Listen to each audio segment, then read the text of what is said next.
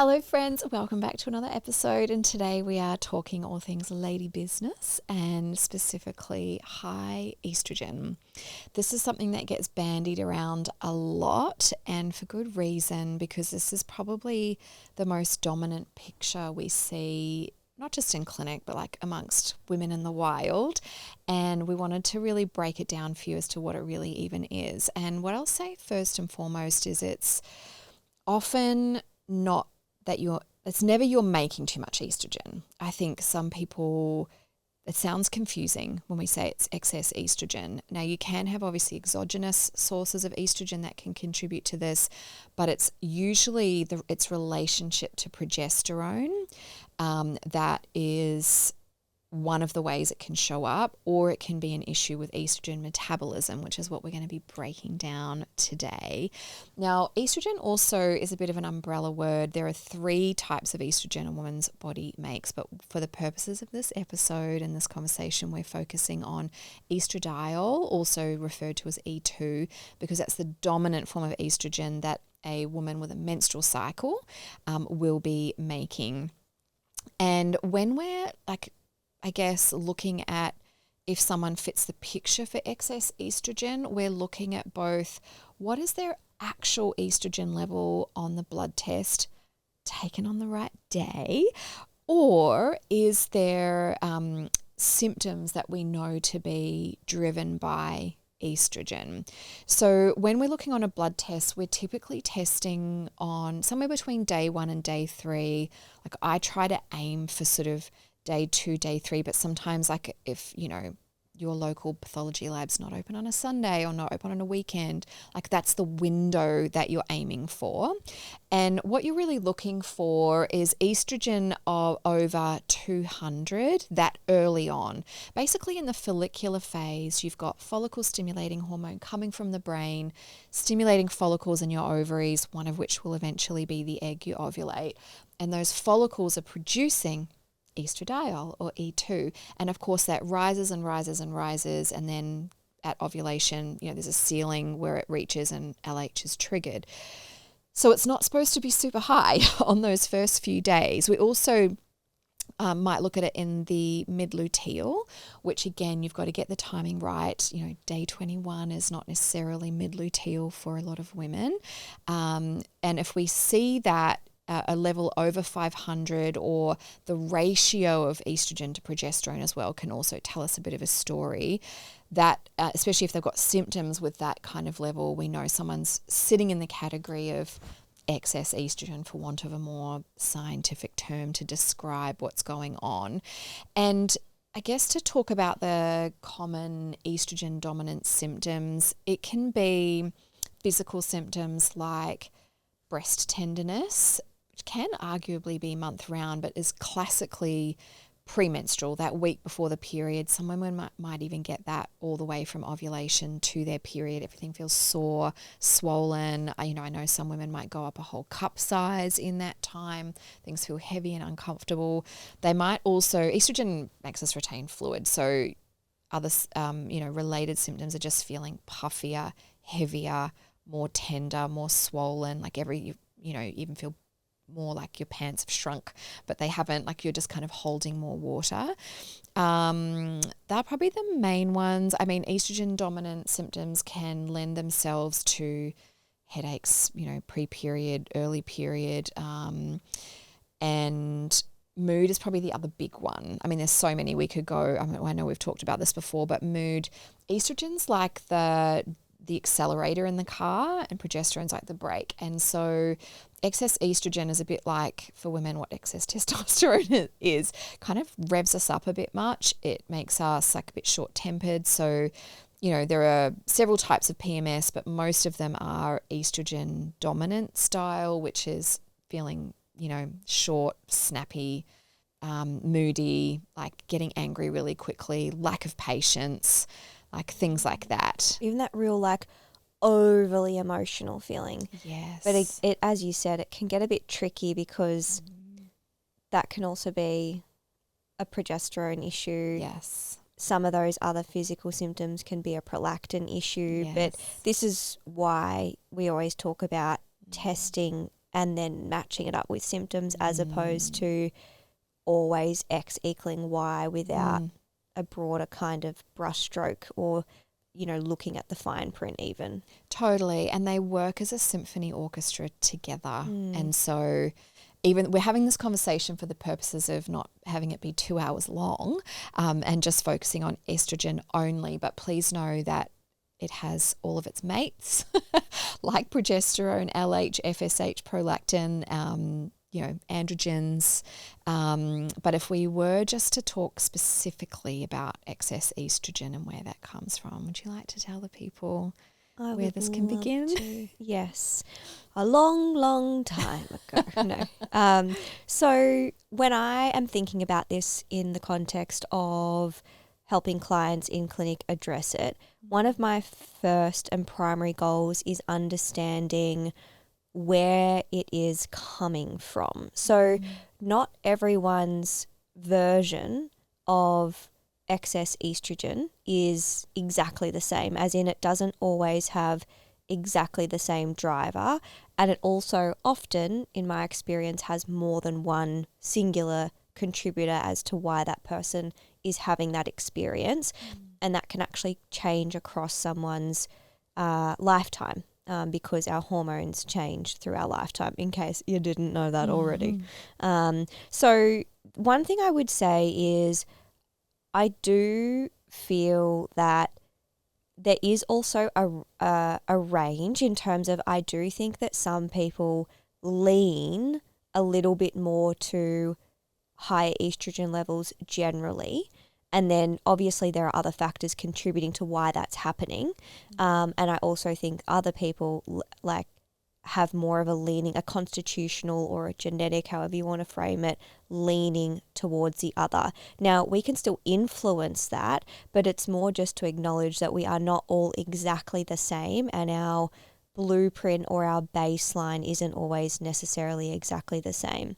So the first thing I'm considering in, okay, like where's this coming from, is it an excess in like internal production? And I know Amy said at the beginning you can't, like, you know, when I guess it's complex when we're trying to break it down, but internal production, it's an oversimplified way of saying, is it coming from within you?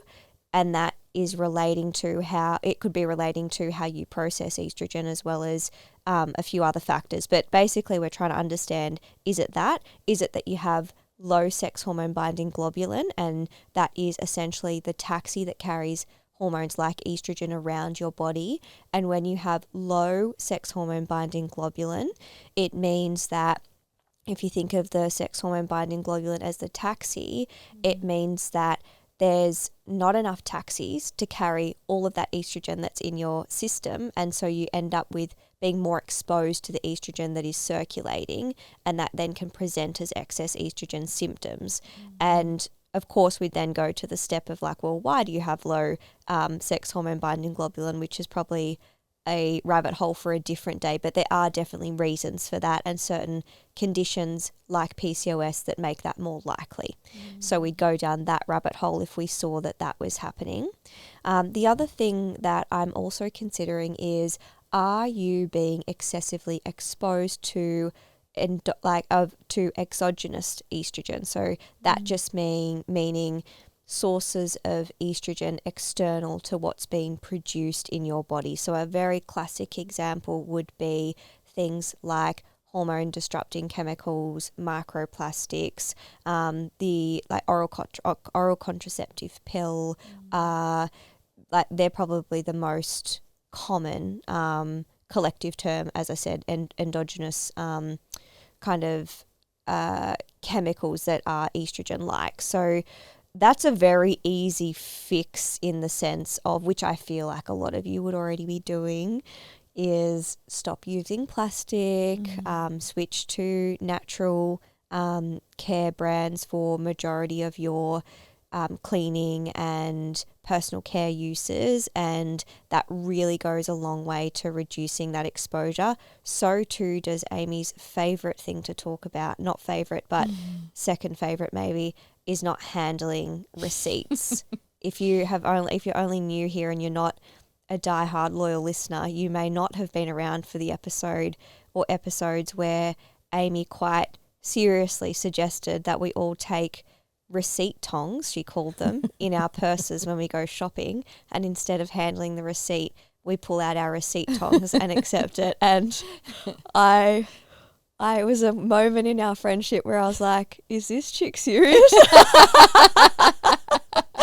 But you know what's so funny is you're the person that could do that, make it bougie, get away with it, and start a trend. Yes, so maybe if anyone's going to do it, I think it should be you. I think we need like fancy gold ones. I knew you were going to say gold. Yeah, maybe some rose gold. I knew you were going to say rose gold. Just so girls have got options. Yeah. But just these like a little bit larger than tweezers. Yeah. But like smaller than a kitchen tong. We'll put them on a nice little keychain. They can be part of your like bag charms. And if a sales assistant dares thrust endocrine disrupting wrapped paper, you can be like, yeah, one moment, please. one moment, please. I need to get my gold tongs out. receipt. Well, anyway, so that, and it's a really big deal, just so you know. I remember I actually had a male client who dealt with a lot of receipts because he ran his own business and for some ungodly reason was still using paper stuff. And he's honestly night and day when I was like, bro, you need to stop that. You need to switch to digital, get up with the times and stop exposing yourself to like, or buy some rose gold receipt tongs. I mean, either or. I felt like our rapport wasn't quite there yet that he'd take that seriously. So I went for the get on the digital side. Yeah. And I retested his estrogen and I made a couple of other changes, but honestly, that was the biggest one that was happening. Completely different. So don't underestimate the power of investing in some receipt tongs that don't yet exist. But if anyone wants to become an investor in this future business that we're now putting out there, please do. I think that's really important. The other one, which I'm not going to go into detail with because I feel it's probably more of a practitioner conversation and we'll lose a lot of people if I go too far into it, but is also considering whether or not you need to do some support around modulating estrogen receptor activity. So we have different estrogen receptors and depending on the breakdown of those or whether or not you're doing anything to regulate them can make a difference to how much you're being exposed to. So if you're a practitioner and you're listening to this, I'm speaking about like modulating estrogen receptors primarily through using things like isoflavones and really looking into that in a bit more detail. And there's lots you can do there, but I'll pause that there because that's just one part. And I actually think there are more interesting things to move on to that put the power in the hands of the people. And I feel like you can do a lot with this next part that you're going to speak about, even if you're not a practitioner. Yes. So other avenues of excess estrogen are upregulated aromatase activity. So aromatase is an enzyme, a cytochrome P450 enzyme, 19A1 to be specific, and it is involved in clearing androgens from the body. And do you know there's no direct pathway to eliminate androgens detox? They have to be converted into estrogen first, same in a male body. I think it's really fascinating. Anyway, aromatase is the guy or the girl. And what that means is for women who perhaps produce excess androgens, so our PCOS girlies, girls that are very stressed, you're going to have more estrogen coming through from aromatase. Now, aromatase activity can be upregulated due to inflammation. It can be upregulated due to vitamin D deficiency. There's a number of things that can shift this enzyme's activity. There's also, you can have a genetic SNP or mutation, to use a less scientific word, which can result in higher aromatase activity, in which case you might want to specifically address it to try and slow it down or support the estrogen coming out the other end. So that's one way that can happen. Also, the more body fat or adipose tissue we carry, the higher our aromatase activity will be. I think a lot of people assume, our body fat is just excess tissue. It's just like Cushion. Yeah, I like that. A little bit of padding, a little bit of insulation. It's actually an endocrine organ. It has biological activity or properties to it. And the more body fat we carry, the more pronounced that gets. And this is one of those things that can happen. But issues in detoxification also contribute to poor estrogen clearance. Now, if you think about it like a factory line, there's like multiple, steps that it goes through, and we can loosely categorize those as phase 1 detox, phase 2 detox, and phase 3 detox. And with estrogen metabolism, it's governed by 4 main cytochrome P450 enzymes, and that includes 1A2 and 1A1, 3A4 and 1B1, which we call the barbecue gene.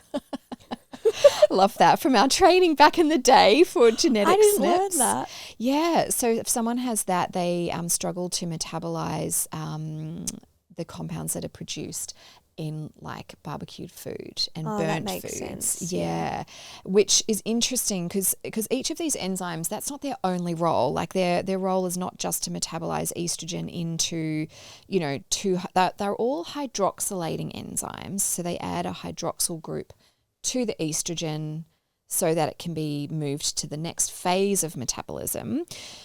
But just to give you an example, cytochrome 1A2 and 1A1 convert estrogen to the 2-hydroxyl pathway, which is the one that we want, because the 4-hydroxyl and the 16-hydroxyl pathway, those estrogens can become more estrogenic. And if they're not then methylated quickly, they can actually contribute to estrogen-dominant cancers.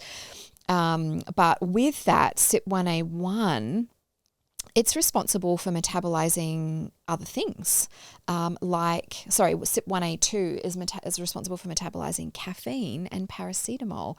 So if you're a regular coffee drinker, it can go one of two ways.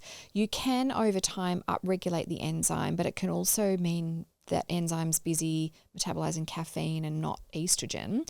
And if you're taking paracetamol regularly, that can also influence that too. So it's really everything influences everything is probably the main takeaway here. But then once those hydroxylated versions of estrogen have been produced, the next phase of the detoxification pathway is phase 2. And a lot of the focus, I think, is on methylation these days because everyone knows MTHFR, even if they know nothing else about genetics. And we do need methyl donors to couple the hydroxylated estrogen to make it methylated for phase 3 elimination. But in this case, if you've got COMT is the enzyme that does that. I have a SNP in COMT, which means it's shit. And essentially COMT also metabolizes stress hormones. So someone with a COMT SNP like me, if I'm really stressed, which means COMT is having to work really hard to clear my stress hormones, my estrogen is just going to build up.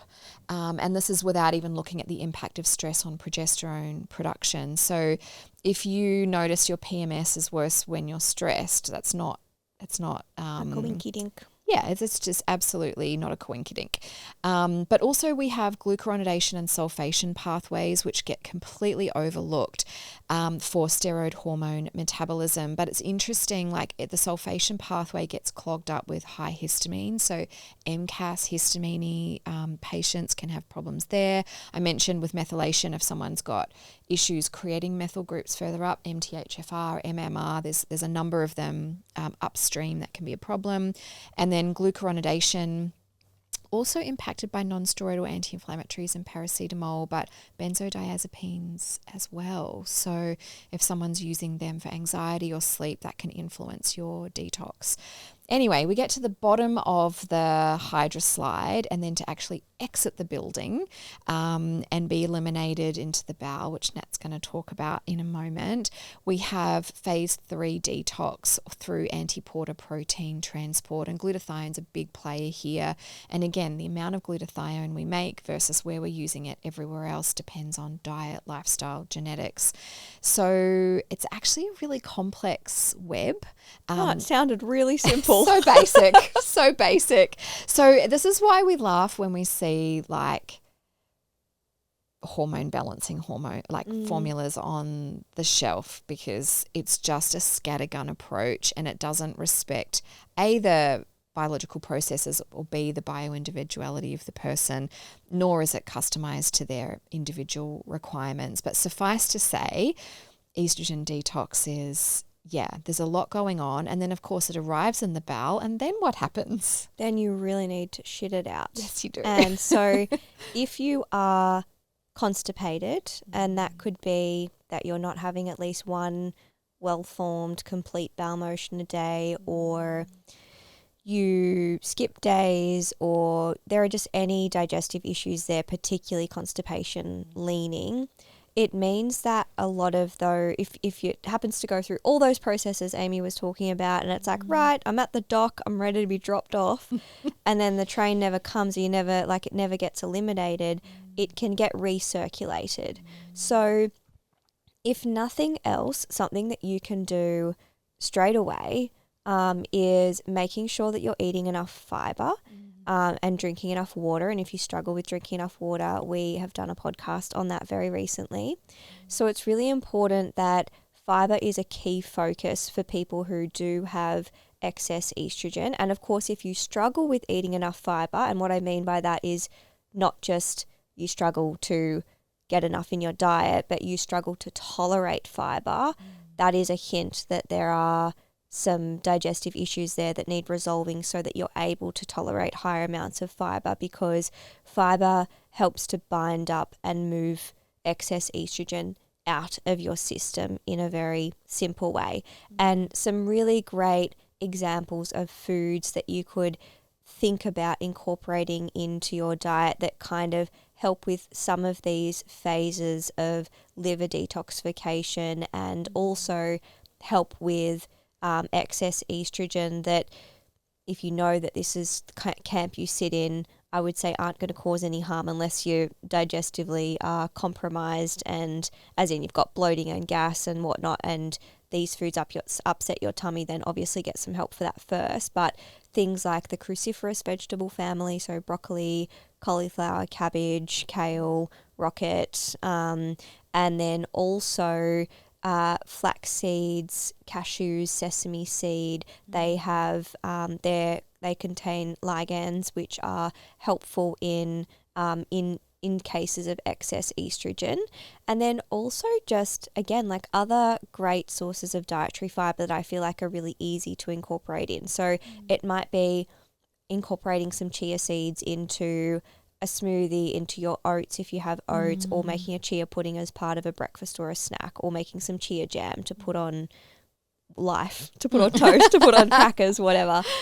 It could be really, making a concerted effort to eat more fruit if you're someone who got scared off fruit for sugar scarcity reasons back in the day. Then I'd say focusing on things like berries, so organic if possible. Any type of berry, fresh or frozen, is still going to do the trick. Kiwi fruit, apple, pear, any of those. I mean, fruit generally is going to help, but those ones are a little bit higher in fiber. And then, of course, vegetables, and eating enough of them, and grains, nuts and seeds to your level of tolerance is also going to be helpful. And just being really consistent with doing that. You can, of course, get dietary fiber supplements, but I think if you're getting enough through food, that isn't always necessary. But if you're struggling getting enough through food, then you can look into fiber. And we've done an episode on dietary fiber, so please go and have a listen to that. It covers a bunch of the different types of fiber as well. So hopefully that's helpful. Anything else to add? I've recently actually, because I have been very stressed, I've been making overnight oats with yogurt and berries, but I've been putting in a tablespoon of psyllium, tablespoon of flaxseed, and a tablespoon of chia seed into it. And I'm taking the Lazy Girls option. I'm using like the Happy Whey oats, which have got whey protein in it, but it's a bit sweet for me. So when I finish that, I'll go back to regular oats and my own protein. But that, I never have constipation, but how's your poo now? Victoria's Secret model stools. Oh my gosh. I wish I could photograph them and share them with the world. I I'm wish you like, could wow, too. this is textbook. Yeah. Oh, that's Very great. impressive. And just really just so simple. So like, yes, you can buy supplements, but honestly, you can just put them in your food so easily. I don't know how happy Victoria's Secret would be to be associated with bowel poos. motions. Well, bite me. Yeah. They should be flattered. No. I mean, look, we'll just leave it there. Maybe if they could make a pair of underwear that's like the Bristol stool tart, but just the good poos. That is cute. Yes, these are the only ones we do. Imagine that. What a turn on. That's Can you only imagine? naturopaths would get off on that. Oh my God, I'd be mortified. So funny. Well, it's better than, I don't know, I'm just thinking of other recent bowel-related episodes we've done, like worms. Imagine having... I'm still traumatized from that. So am I. And I can't tell you how many worm cases I've had recently. Really? Yeah. I've had a lot of worms in children, but also in adults. And in adults also that don't have children. Interesting. So I don't know whether it's just around, but it's not even like it's happening in a isolated cohort of people that are in one area. I don't know. Across the board. Anyway, Wow. I would never buy anything worm related Yeah. in terms of merchandise. No, that would end me for sure. Yeah. Well, we'll put that suggestion forward to their marketing team and not hold our breath. But the last thing I'll say is I'm a big fan of cruciferous vegetables for, the fiber and the help the upregulating enzymes to clear estrogen.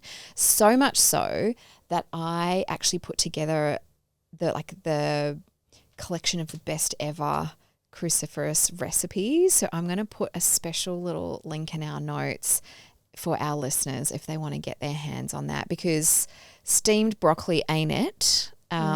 We want to enjoy our food. We want it to taste delicious. We want to be able to serve it at a dinner party and have everyone ooh and ah and clear their estrogen at the same time. I love it. So I will share that with you too. But all that to be, I guess to summarize everything is that hormones are complex. They work together as a symphony orchestra. We want to assess them at the right time, both using quantitative data, as in well-timed blood tests, and qualitative data in terms of symptoms, and looking at you as an individual as to, where the issue is. Is it xenoestrogens? Is it you're having trouble metabolizing in phase 1 or 2, or is it elimination through the bowel? And really, if you're looking, by all means, try some psyllium. Try some cruciferous vegetables, try some stress management techniques. That might be all you need. But if you are looking for personalized support, we would highly recommend when it comes to hormones, that's somewhere where borrowing someone's brain is a very, very good idea. So on that note, if you need any help, please reach out to either Nat or I, and we will see you in the next episode. Bye.